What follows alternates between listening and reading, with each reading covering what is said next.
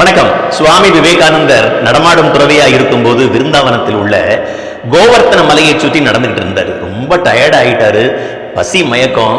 அப்போ அவர் ஒரு முடிவெடுத்தாரு, யாருகிட்டையும் பிச்சை கேட்கக்கூடாது, இந்த பகவான் கிருஷ்ண பரமாத்மா எனக்கு சாப்பாடு கொடுக்குறாரா இல்லையான்னு பார்க்கணும். பகவானுக்கு ஒரு பரீட்சை வைக்கிறாரு. மழை வேற சோன்னு பெய்யுது, நடந்துகிட்டு இருக்கிறாரு. அப்ப பின்னாடி இருந்து ஒரு பக்தருடைய குரல் கேட்குது, சுவாமிஜி உங்களுக்கு சாப்பாடு தண்ணி கொண்டு வந்திருக்கிறேன், நில்லுங்க அப்படின்னு. இருக்காது, இது பிரம்மையாக இருக்கும். நடக்கிறாரு.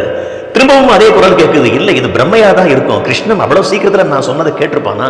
வேகமா ஓடுறாரு. இவனும் வேகமாக பக்தன் ஓடி வந்து அவரை ஓவர்டேக் பண்ணி சாப்பாடு தண்ணியும் கொடுத்து சாப்பிடுங்கன்னு சொல்றான். சாமி சாப்பிடுறாரு. அவன் அந்த பக்தன் மரங்களுக்கு இடையில அப்படி நடந்து போய் அப்படி மறைந்து விடுகிறான். கண்ணீர் மல்க சுவாமி விவேகானந்தர் சொல்றாரு, ஓ glory to Radha, glory to Krishna. பகவான் உண்மையான பக்தி இருந்தால் நாம் பேச்சுக்கு செவி மடுப்பார். பாரதத்தின் பொக்கிஷம்.